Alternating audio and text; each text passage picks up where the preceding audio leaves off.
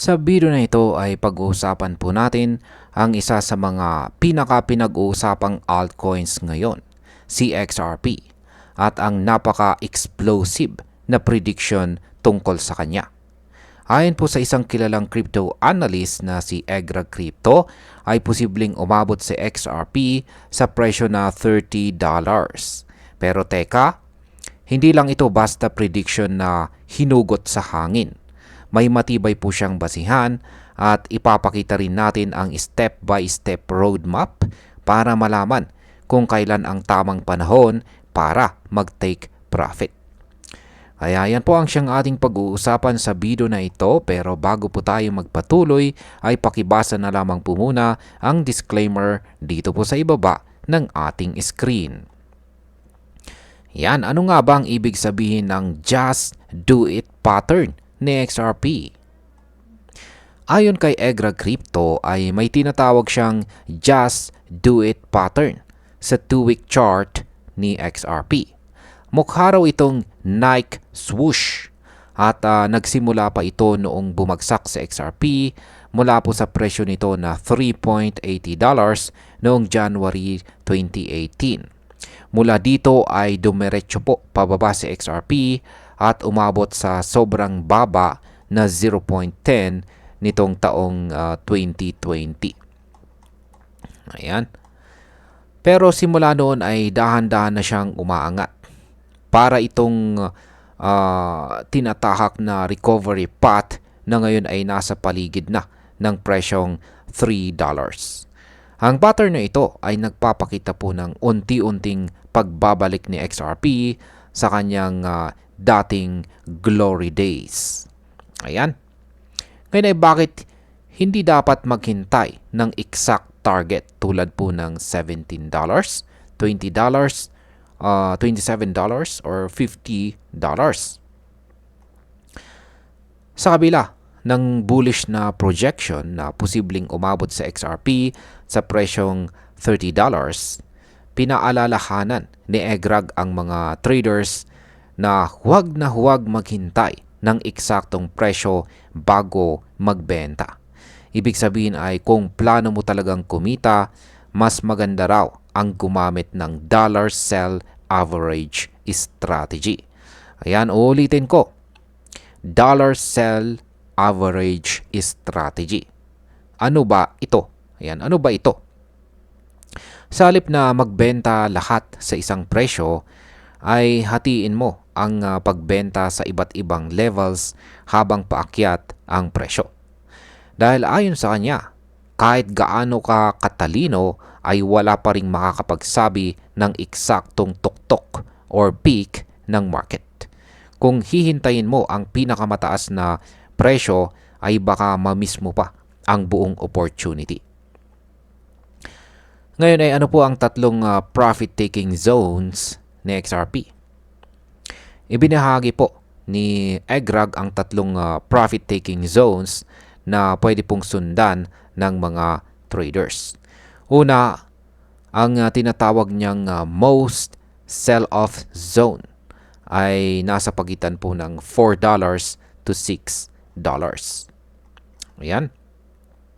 Ito po ang level na inaasahan niyang maraming long-term holders ang magbebenta. Base po ito sa inverse Fibonacci levels ng Wave 4. Sabi ni Egrag ay magandang ideya na sumabay na rito ang ibang mga traders. Ikalawa ay ang target price na nasa pagitan po ng $11 hanggang $13. Ito naman po ang tinatawag niyang most possible zone. Ang computation po niya rito ay mula sa Elliott Wave Theory kung saan karaniwang equal ang Wave 5 sa Wave 1 o kaya ay 61.8% ng combined na haba ng Wave 1 at saka Wave 3. Ikatlo ay ang pinakamataas at ito naman ang kanyang tinatawag na moonshot zone na nasa $27 to $30. Dito ay gumamit po siya ng ibang wave model na nagsimula noong March 2020. Kung susundin natin ito ay posibleng nasa massive wave 3 na raw si XRP.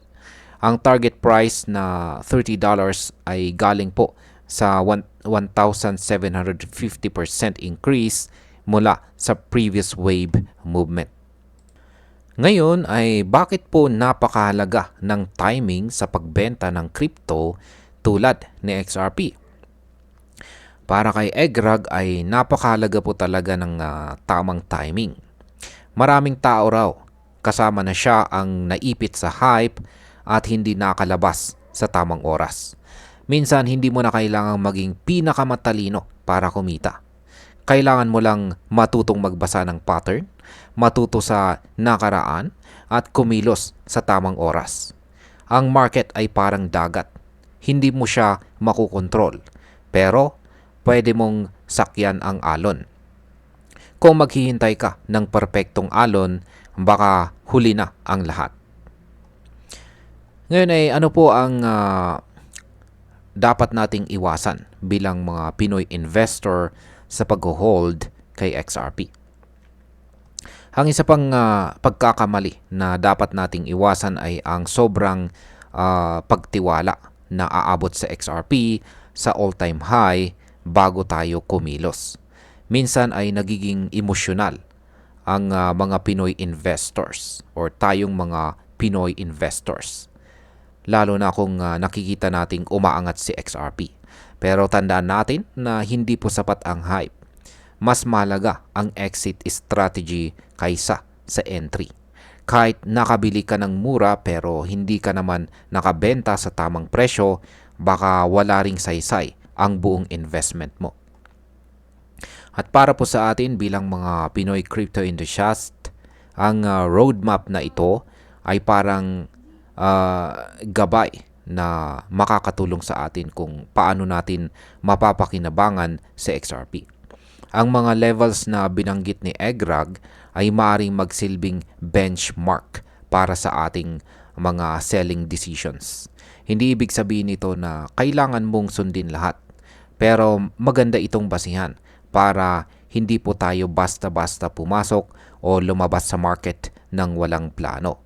Sa panahon ngayon na mahal ang mga bilihin at kailangan natin ng dagdag na kita, bawat desisyon sa crypto ay napakahalaga. Bilang panghuli, para sa akin ay napakaganda po ng presentation ni Egrag. Hindi lang siya basta nagbibigay ng target price, kundi binibigyan din tayo ng strategic exit plan. Iyon ang kadalasang kulang sa karamihan sa atin. Lahat marunong pong pumasok pero hindi marunong lumabas. Ang suggestion ko po ay gumawa po tayo ng sarili nating game plan batay sa ating financial goals. Kung long-term holder po tayo, baka mas makatwiran ang hintayin ang $11 zone. Kung short-term naman ang target natin, baka okay na ang $4 to $6. Importante ay may plano po tayo at hindi po tayo nagpapadala sa ating emosyon. At ayun, hanggang dito na lamang po tayo sa video na ito mga ka-crypto. Marami pong salamat sa panonood. Ingat po tayo lagi at God bless po sa ating lahat.